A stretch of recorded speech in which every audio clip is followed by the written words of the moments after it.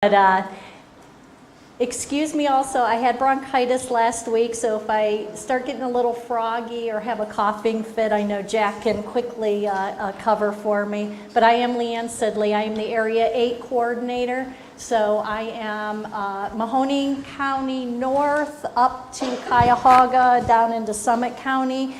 Jack Pearson is also here today. Jack is Region 7, which is Columbiana South to the river, approximately. And so if you do not have our phone numbers, you should. You should be utilizing us. If you have not called us this year, congratulations, you know everything. Or you just don't know that we're out there to help you guys. 90% of our questions start with, I hate to bother you. If nobody bothers us, we don't have a job, or this may sound stupid. We're both former treasurers. We can trump stupid. We know stupid. So ask the questions. We should be your liaison between your buildings and Columbus. You know, if you call down to Columbus, many times they will reroute you right back up to us. So sometimes there's not any chance of avoiding us either. So we do work as a team though, so if you're doubtful of my answer, call Jack. If you're doubtful of Jack's, give me a call. But we do talk, so if you're fishing for answers, we're also going to know that. So today I came in to talk to you about the tuition system that we happily have now rolled out. We were waiting a long time for the system, and our intent of it was to make things easier on you guys. When you were doing the paper forms of the SF14, 14Hs, we were duplicating all of your everything that you were doing back in our offices. So we start off with tuition. Tuition is your local share. We get a lot of questions that come in, districts that may be disputing a coding of a student, indicating that they did not know the student existed, so they do not feel they need to pay the tuition because they did not have them coded in their system as a resident district. That is really somewhat irrelevant, as when you have a student that is court-placed, parentally placed, and institutionally placed, the educating district gets the ADM for that student. So whether you have them coded as the resident district, it's good housekeeping, it's good record keeping, but you would have not gotten any additional funding for that student anyhow. The tuition part that the educating district is filing is your local share. This is the tax dollars. So wherever that parent is residing, or where they resided when custody transferred, or as students are placed in other districts, that is the amount of money that the educating district is applying for. Formally, we know that the SF14 and 14H for handicap were in paper form. The SF14Y for DYS students, and SF14PD, which are your per diem students for regular typical students being educated in facilities. Those are still in paper form. I will touch back on the PDs as we move further into the presentation. So now we know that the 14 and 14H are being extracted purely from your EMIS data. So if your EMIS data is correct, it is going to populate those applications into the new tuition system in Oddex.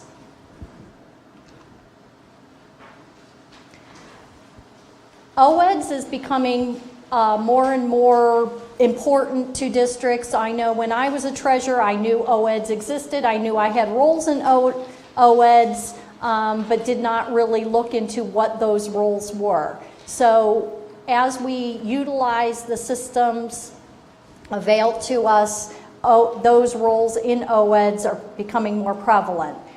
In this system, we automatically made the treasurer and superintendent OEDS roles in tuition. There are a total of, I believe, 12 roles. 2 of them are ODE only, leaving 10 roles to the district, with only 4 of those being roles that can edit. The other ones are read-only roles. So while a district can go in and look at the data, only certain credentials can change that data or modify the data.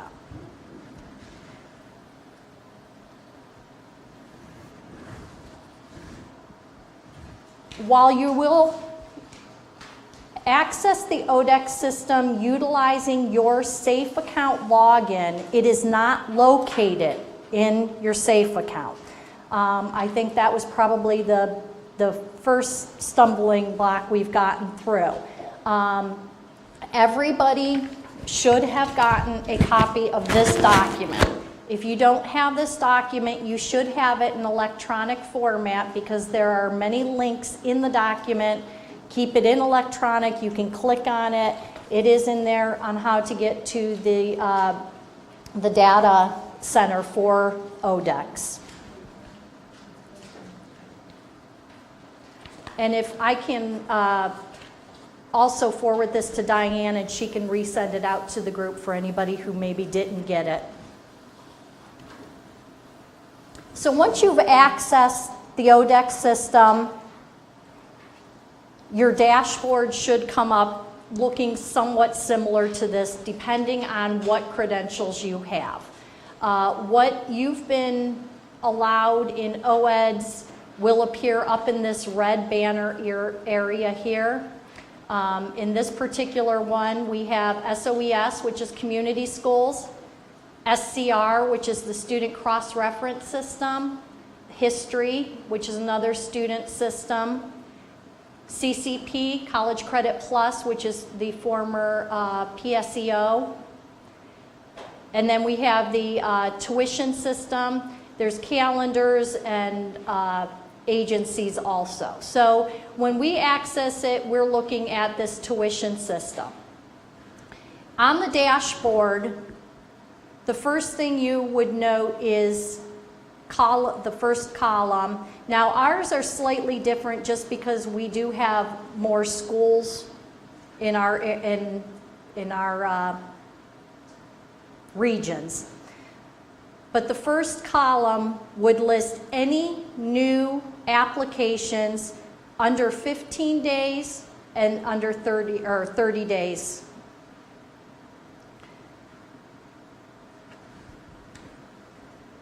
The next column is going to list those that are not new but have not had activity in those days.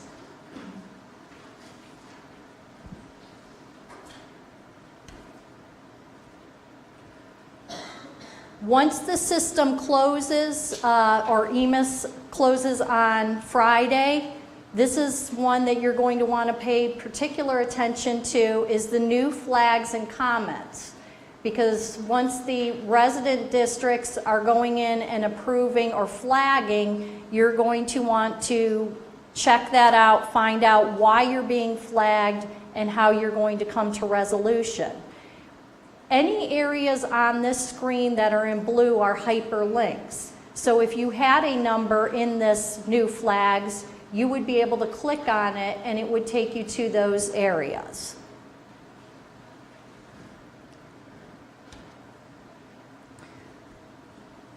These are flags and comments that have not been resolved yet. How many applications have been reviewed and approved? The next column is how many flags have been escalated to our offices. So if you cannot find resolution with a student, those applications will be escalated to us for review so that we can help expedite that resolution. Now, if we cannot find resolution, if we cannot get the resident district to remove the flag, but we feel that it is not a legitimate flag, we do have the ability to override that flag and approve the application. Most often we can find resolution. It's usually misunderstandings and that type of thing. But those should be brought to us after the districts have talked to each other and you've sought resolution between each of you. Any questions so far?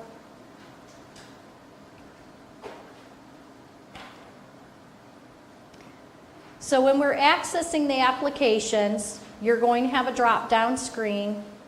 The first is going to be the resident or paying district. So you've been named in a court order, and you want to see how many of applications are outstanding. That is how you're going to select them. If you are the educating or receiving, which is what you need to concentrate on between now and Friday, if you've not done so, you need to click on the educating or receiving drop down.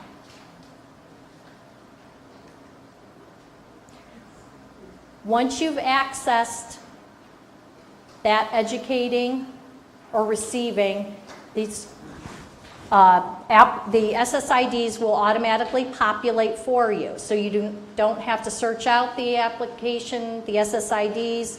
They're going to populate for you. And again, if you have coded them correctly, they should populate.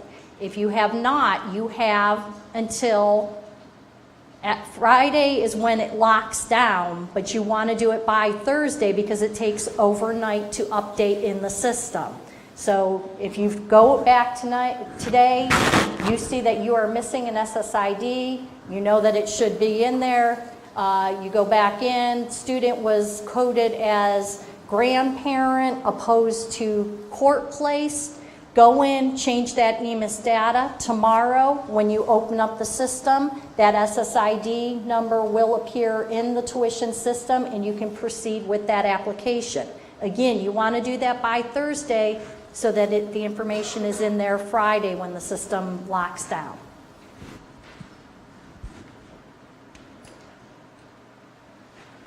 We've put several different sort options in the system to make it easier for you to track your applications. Obviously, you can sort by SSID number. Some of you only have a handful, some have 10, 12 pages. So that feature's definitely beneficial in that.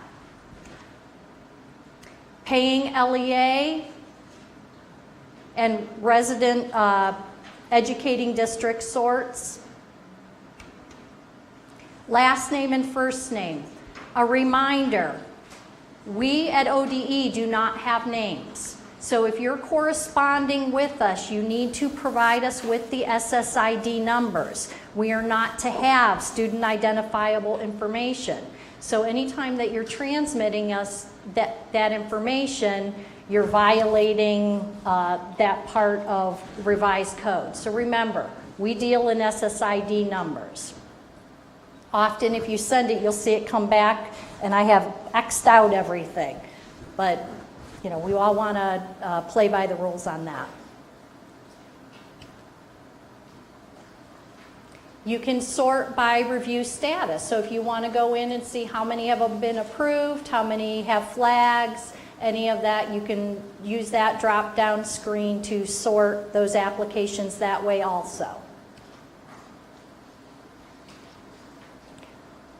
Again, I'm not sure why we put gender in there, but I guess if you want to sort out how many male, female applications you have, you can do that.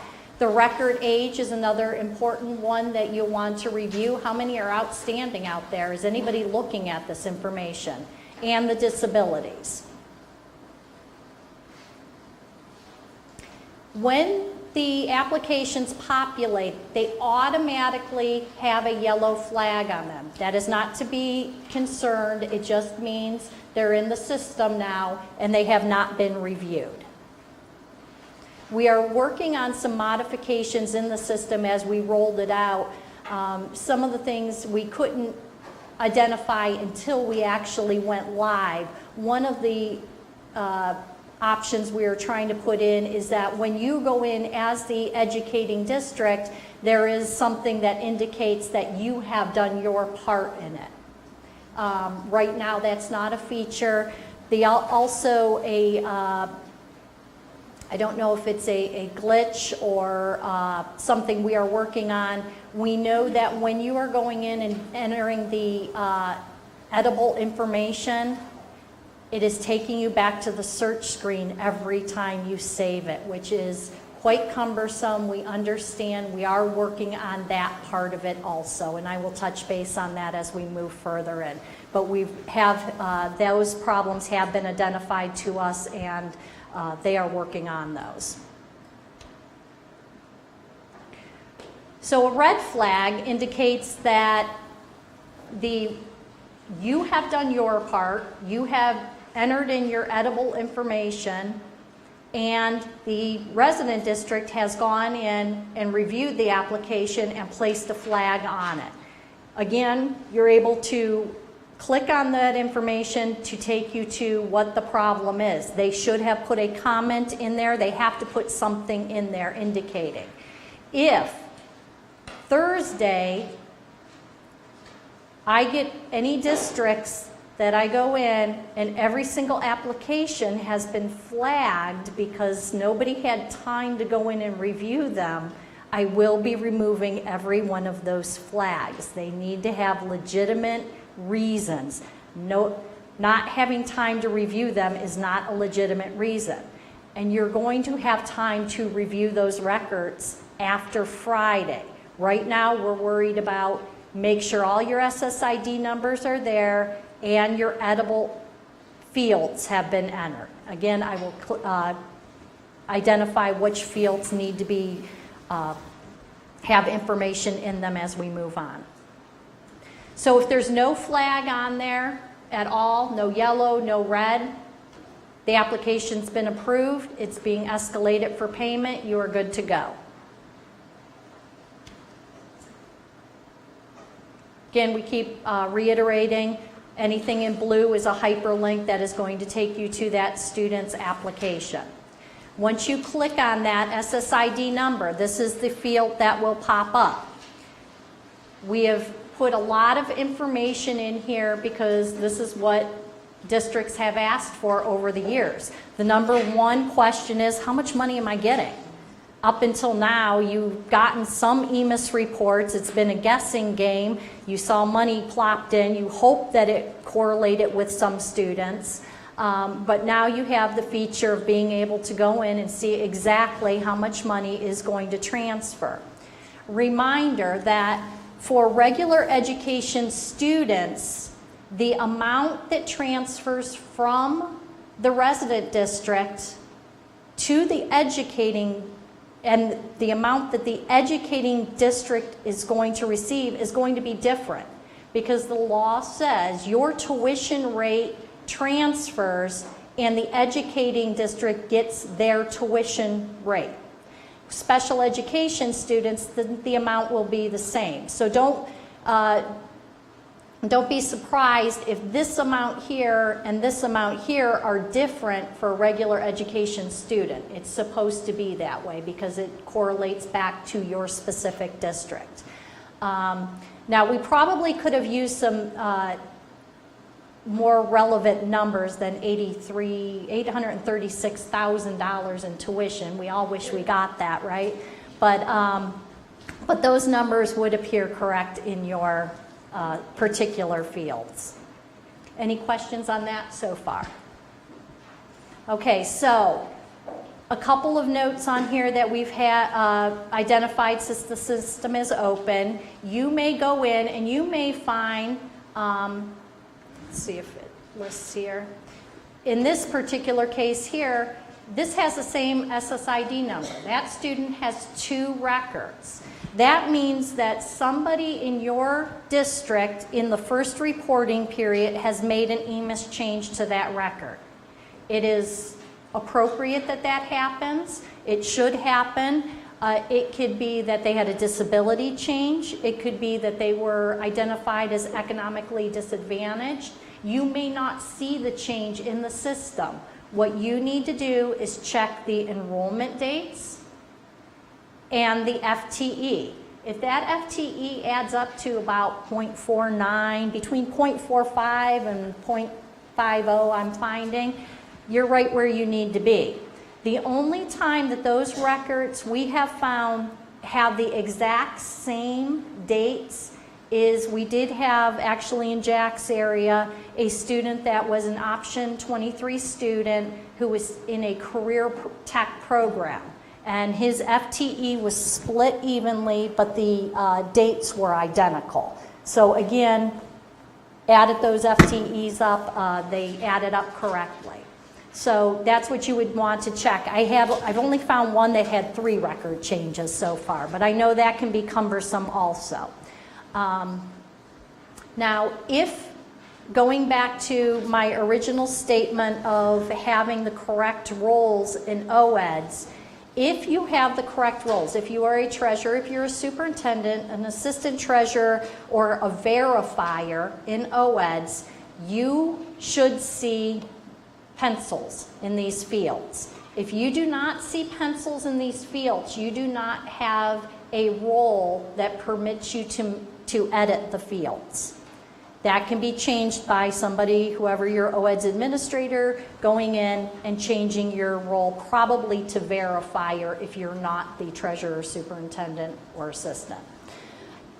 So, and I'm going to stress this probably too many times throughout the presentation, but now that we are here, between now and Friday, again, check, make sure the SSID numbers are there, and make sure you have something in this parent field and this address field and any court document information you have available to you. I know the first question everybody asks, how am I supposed to know what the address is for the parent? We're not looking for where they are foster placed now. We are looking for the address of the parent when custody transferred or when placement was made. You may not have that information. Do not spend an exorbitant amount of time to track it down. If it's on the court order, use it. If you have it, use it. If you don't have it, if it's an Akron student, put Akron, Ohio. If you don't know, put unknown. Make sure there is something in that field by Friday. Parent name, you should have that in the court document. Again, if you have it, put it in. If you don't, put unknown. Court order. I believe it actually now says court order / other. If you have any students that have been emergency placed into Ashtabula or from Ashtabula or maybe even Franklin County, you may not have gotten a court order for those students. You may have gotten a safety plan. You may have gotten an emergency removal referral. Put that in there. Put something in there as to how you receive that student. If you have the journal entry number or court order number, put it in there. If you don't have it, how did you receive that student? Emergency placement, something to that effect. Any questions there? If I don't complete that by Friday, will I get paid? No. So, if I do not complete that information by Friday, will I get paid? no. It's going to lock down and your payment will not be escalated. There are quite a few districts that have not entered the system and looked at this. You may have gotten some notices from Melissa, who has Jack's area, my area, and Cuyahoga County. You need to go in and do this by Friday. Like I said, make sure there's something in there. It could be a question mark. Make sure there's something in that field. If I don't do it by Friday, is there an appeals process for it? There is. And you don't want to have to depend. Who invited him? You do not want to have to utilize the appeals process. You do have that option. And in the summer, you can go in and you can appeal that data, and you have to write up a dissertation as to why it wasn't done. It goes to Columbus. It comes back to us. We have to discuss that with both the resident and educating district, and then we have to determine if the appeal is worthy or not. Again, if you did not do anything, and I don't know why, there's a lot of people that break their legs right before there's deadlines. There's a lot of heart attacks. There's a lot of things that seem to happen right before deadlines, which is very unfortunate. But if you're sitting here today and you're healthy, please go back and update your information, because something might happen. I don't know why. But please, if you need our help, we're available. I'm in the office except for Thursday this week. Call us, leave a message. It's probably better to just send me a quick email because I can look at that when I'm doing things. Yes? If we have done all those steps, but we don't have the approved pay, or we don't have it to submit it, we don't have that option. There is nothing to submit. Okay, so if we put that in. If you've put that information in, you are good to go. What should happen is there is a button that appears for ad review, and as we move through. Now, right now, if you're in a resident district, you might go in and say, I can't approve these. There's no button at the bottom. I can't go in and approve them. That's because the educating district has not done their part yet. Once the educating district does their part, those buttons appear on the bottom and you're able to do that. Now, real quick,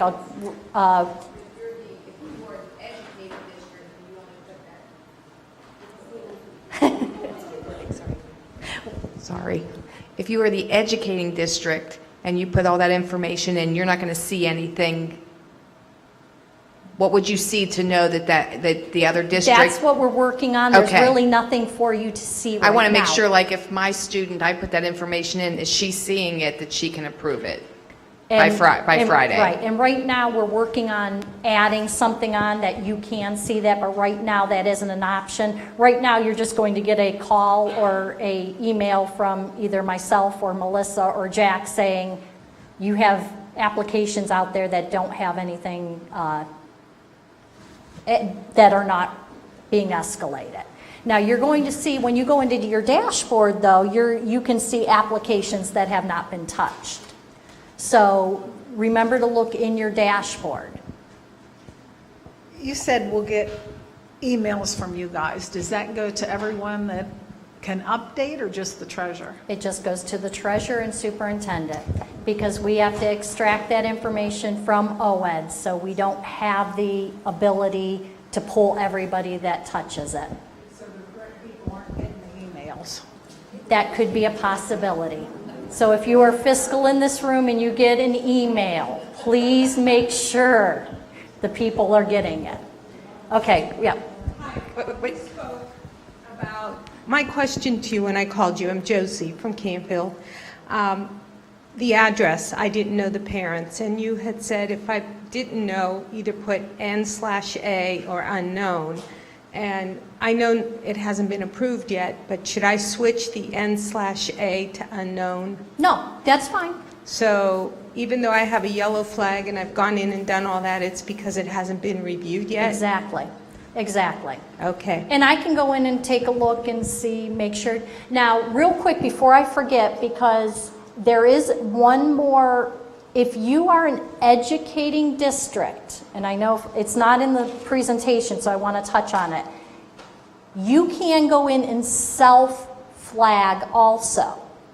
You probably are not going to utilize that. If you have any students that have been placed up into Cleveland Heights or that area that have residential facilities that are educating non-handicapped students, so typical regular education students, they have gone in and self-flagged because they intend on filing an SFPD on those students. So if you go in and you see that one of your students already has a flag on it and you did not place it on there, that means the educating district has self-flagged themselves because they intend on recouping those funds in another manner, which is appropriate. So I'm sorry. Back to when you said there are two different records for the same Thank you. You mentioned about there possibly being 2 records for the same student. Do we have to go in both of those records and populate information, or is one or the other good enough? I believe you have to go into both of them. Both of them? Okay. Now, we have a different screen, so it's been hard for me to decipher exactly what you're seeing. But if you're seeing 2 records, you need to populate any records that are in there. Okay. Now, how about if we are the resident district and there are more than 1 records for a child? Do we have to accept both of those, or how does that work? Yes. Same thing. If you're going to accept them. Now, once you get into, I'll get to that right now Okay. as we move through Okay, that. thank you. Okay, so again, I kind of got ahead of myself just because I want to stress the part about getting your information in by Friday. So once you click on the pencil, in this particular feature field, it is the parent name. You're going to put something in those fields that are appropriate. You move over to the address field again. Not applicable, unknown, Akron, Ohio, the parent's address. Put something in there. If you have the information, put it in. Court order number or other, I think, like I said, I believe it says that now. The order date and the issuing county. The order date is important because there may be subsequent orders. You may be working off an order from 2012, well, that student in the meantime has been placed somewhere else. You may have a current order where the educating district does not. You'll need to collaborate on those. Now, another thing with this system, unlike the excess cost and catastrophic cost, you do not have the ability to upload those documents into the system. So you need to transmit those reports back and forth to each other, however you may do that through email or mail. Now, obviously, if you're educating those students, now when I started talking and I said how they're coded, they should be coded properly, but as for the funding, it may be irrelevant. What is relevant is you still need to be inviting the resident districts to these IEP meetings. You need to be notifying them that you are educating their students. They are still their students. They are responsible for paying. They still have an obligation to those students, and you as the educating district need to notify the resident district what you are doing with those students, giving them the option to participate in their education.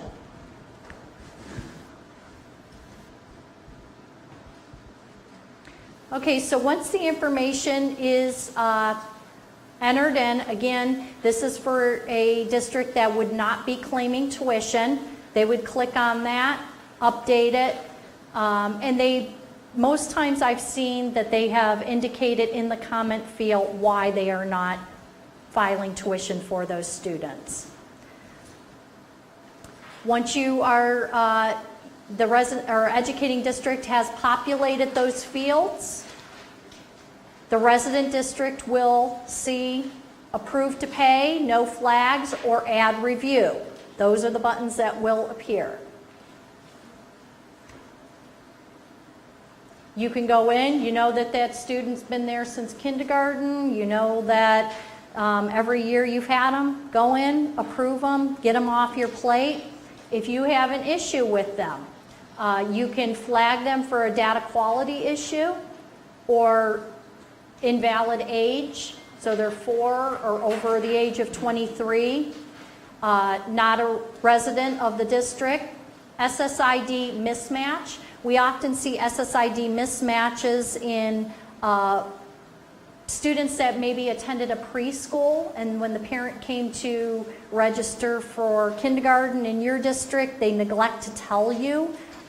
They either believe that it's a daycare situation, not an actual preschool situation, or community schools, there's sometimes mismatches as those students move around in those school option programs. Tuition waivers. Now, a data quality issue is not going to stop the funding for that, but you can put in the notes that you need a copy of that court order. That's a new student, you don't have a copy of it, forward me a copy of that court order. Please do not ask for a copy of the court order every time there's a filing. You don't submit them to us now, you submit them to us the first time you file. If you have the copy of the court order, it's just cumbersome for everybody to request that every single time. You have it, keep it. If there's any changes, yeah, you should collaborate on that. So, did you have a question?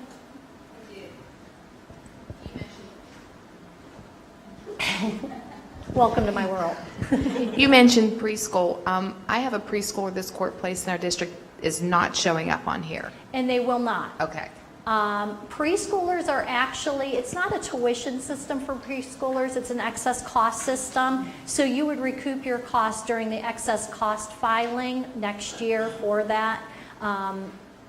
We've identified several different areas that are not appearing, and they should not be. Preschoolers are one, DDs are another. DDs are directly funded from the state.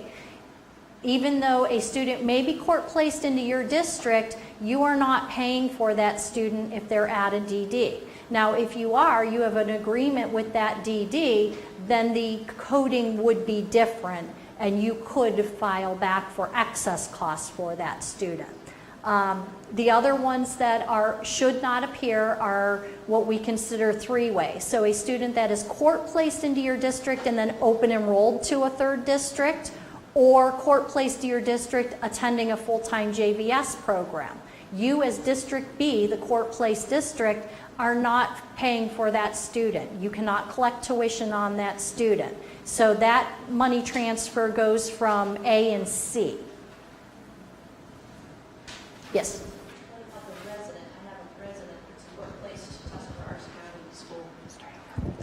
I have a resident who's court placed to Tuscarawas County School and onto their JVS. She's not appearing on my resident tuition. Should she be?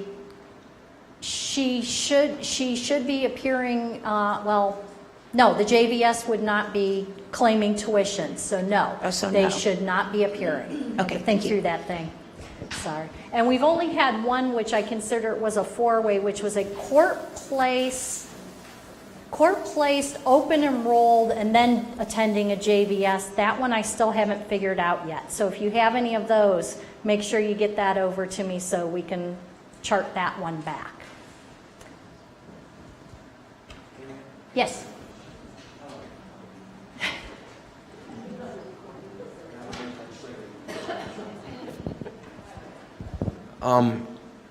When you get we have a district right now that it's a court order, for tuition, and the district's not named, our district's not named in the court order. How do you, what do we do with that? Well, the law supports that a student that is removed from your district is your responsibility until you can prove somebody else is responsible. So if that educating district has proof that you are the resident district, that student attended your school, you had them as a resident, they've collected proof of residency, you are responsible for that student. The only way that we can change that at ODE is if you're named in that. But if, say, that student, if that parent has subsequently moved from your district, and District A is still billing you, you find out, you collect proof of residency that parent is now living in another district, you can provide that proof to that new district and the educating district, and the responsibility is supported in law, that they are now responsible for special needs students. So if the principal, we know the parents lived, both parents passed away and they lived in our district at the time of when the child was here. I mean, is that sufficient for like audit purposes? I mean, just go with it and that's okay? If they passed away in your district, And the congratulations. principal told me, John, the parents lived here at the time that happened. I mean, is that, because I don't want to cause an They're issue with it, your because I student. already flagged it on there. And, you know, I got an attorney working on it, but it doesn't say in the court order Jackson Milton's responsible for it. Right, but the law does support that when custody transferred, the parents were residents of your district, whether you're named or not. Okay, so just, all right. And, I just like to have everything, Right, you know, until- most of them are Jackson Milton's responsible. right, I until, don't know why the court doesn't do that. This isn't an old court order, it's a new court order. right, I don't know, and that's what we, you know, in your situation, even if you were named, you wouldn't have the ability to change it through a DRC because the parents are deceased, but we always indicate that it's better to be named than not to be named because it is much harder to prove and to get consensus in those situations. But in that case, it would support that you would be responsible until a court names another district or an adoption or the student moves out of the state of Ohio.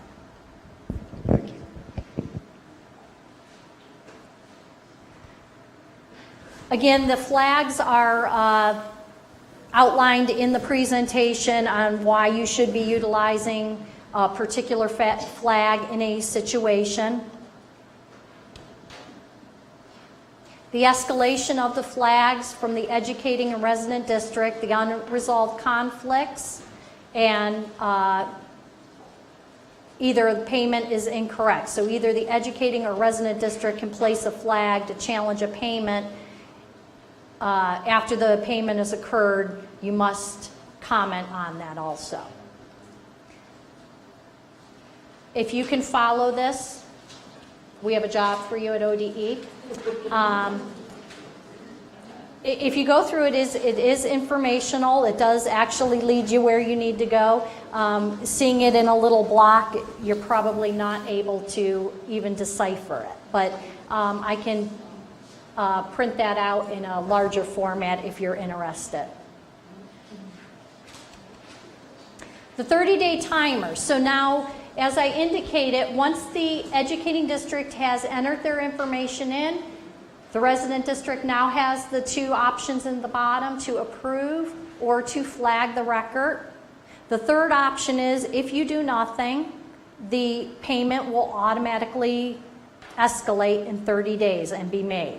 So while we don't want you to not do anything, if you can approve them so we can clear them up and they're not sitting out there, it will automatically pay if there's no flag put on the record.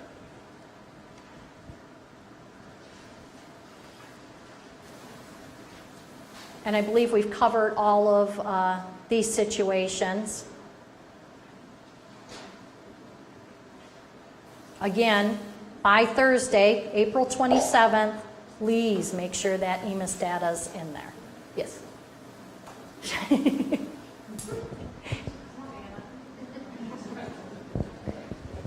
As the educating district, if all of our information was in there last week, but other districts don't have their information, the ones that were in there we approved, we still received the email. You still received an email? Yes. Contact me and let me check. Melissa was looking at that yesterday afternoon. She thought that there were some situations where she had talked to people and the information was in there. We were hoping that it'd be updated today so she could re-review that. But if you still have a question, email me this afternoon. Like I said, I'm in the office all day tomorrow and Friday so that we can look at any of them that are still out there. Now, what do we do if the other educating district that has our students, if they don't get their information in and we can't approve it by Thursday or Friday? Well, you is don't that any have to approve bearing it on by us? Thursday or Friday. We do or we don't? You do not. Okay. They have to get their information in so that payment will proceed. You are going to have 30 days starting May 1st to go in and approve, flag, or do nothing with those records as the resident district. So right now, educating district is the most important thing by Friday. Yes, please.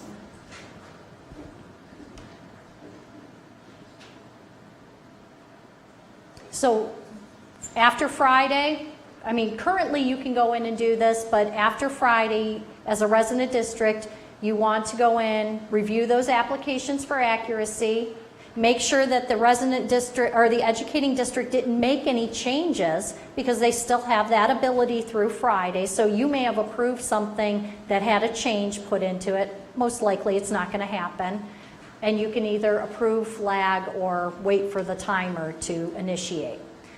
So the time periods we have for reporting. We know that this is July 1st through December 31st is the reporting period. Another instance where you may not see an SSID number is if you had a student that was enrolled January 1st or beyond. They're not going to appear in this tuition system yet because this is for the first reporting period. So we open the system up March 17th. The initial data load is through this Friday.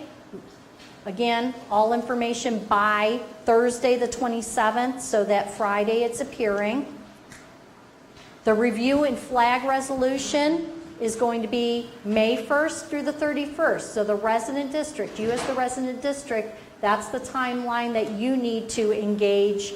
And if you're not seeing students that another district is educating, that's not to say that they won't file an appeal, but they've lost their chance in the initial load to collect on those students. They can file in the second period, but they may have lost the ability to collect tuition in the first period. Period 2 timeline is going to be January 1st through June 30th. The initial load for that is going to be May 1st through July 15th. Another reason that all of the data has to be right on Friday is we don't have the ability to override this.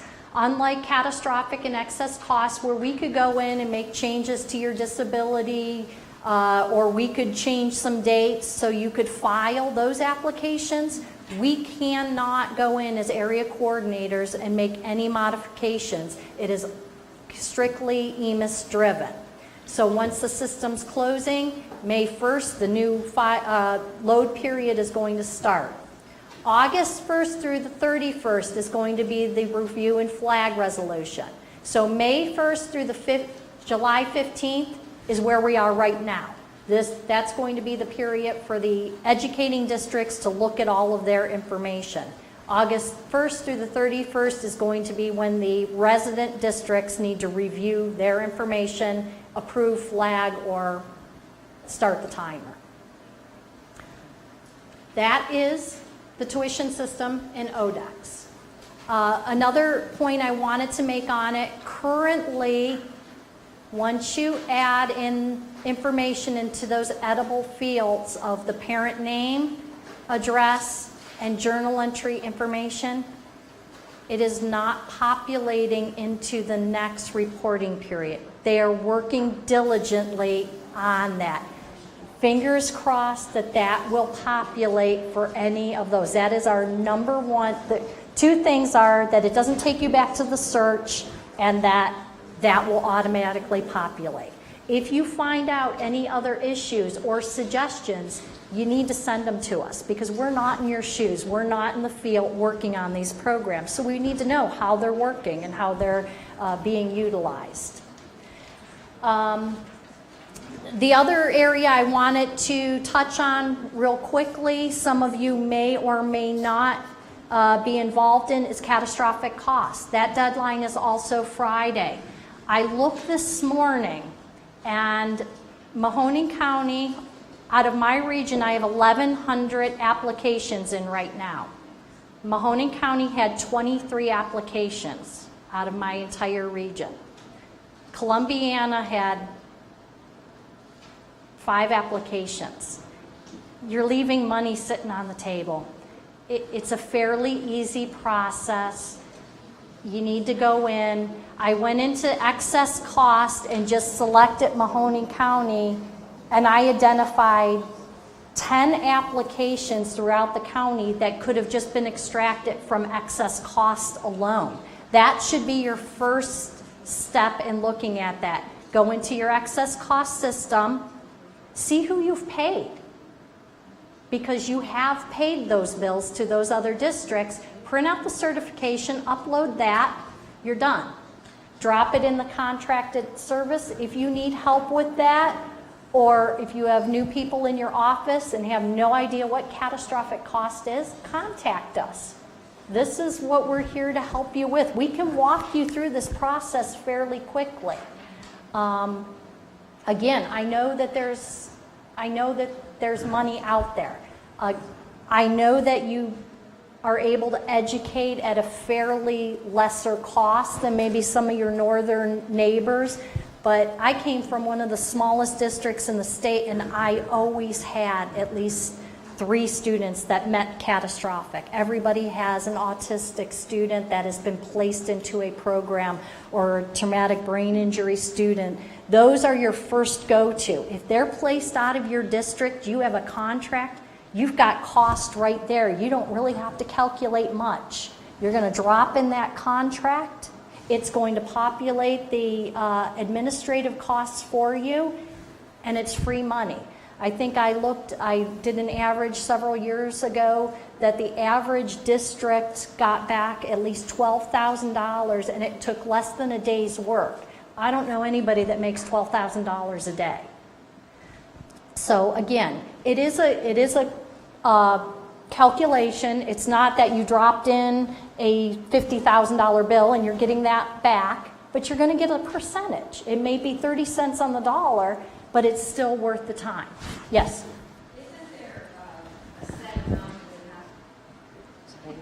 Isn't there a set amount that it has to be over Yes. in order to So get categories 2 through 5, it is $27,350, and for category 6, it's $32,850, something like that. So now you may be close on that also, but don't discount that, because some of those items, like I said, administrative automatically populates for those contracted. That may throw you over the threshold amount. If you've got students that are being educated in your building that have a one-on-one aid, it's going to populate the regular ed if you put a percent in. Now that number is going to populate, but if you added up the numbers, it's not going to be in there. You need to drop in a percentage of time that they're in the regular classroom. It's going to populate the administrative, and it's going to populate the staff support costs. If you need a cheat sheet, I do have a couple, on what you can include in those. You cannot include legal fees, but it's worth it. It's worth the time and effort now. We've really simplified the process. And I'd like to see a lot more. Like I said, 23 applications in a county this size and 5 applications in Columbiana County. I know that there's more special needs students that are hitting that threshold amount. So preschool right now does not count. That is something that is not provided for in law, but we have made the suggestion because we are getting a lot more preschoolers that are meeting that threshold amount. If you have any up in Monarch, up in Cleveland Clinic and that, they are easily hitting that threshold amount. So it's not in law, but right now we are pushing for that. Yes? Do the kids on the autism scholarship count? Kids on the autism scholarship should not be exceeding your threshold. Right, because that amount is less than the threshold. If you have agreements where you are providing more than what the scholarship is, scholarship in Columbus has a problem with that, in that is supposed to be the amount that is utilized to educate those students. So you may want to revisit those agreements to see if they are valid, because you may be losing out money otherwise. You're paying it one way but not being able to recoup it in the other. Yeah, the only payment for a scholarship student should be directly from Columbus. You shouldn't be paying anything. Or not scholarship, but autism So Right. you wouldn't see a bill for an autism scholarship student. Right. Well, you should not. But we have heard that there's been side agreements in the past that, like I said, are not benefiting you necessarily as a district because you're paying it all anyway. So, any other questions? While I'm excess cost, we know that closed, you know, and we open that up next year. Hopefully, maybe I can come back down. We can go through excess costs now that we get everybody on board with tuition and CAT costs. Look at those excess costs because I think this is an area that maybe, you know, we need to support a little bit more in getting some money recouped for you. So utilize our offices, use our phone numbers. That's what we're here for. And I'll be around a little bit after, so if you have any individual questions, just come on up. Okay?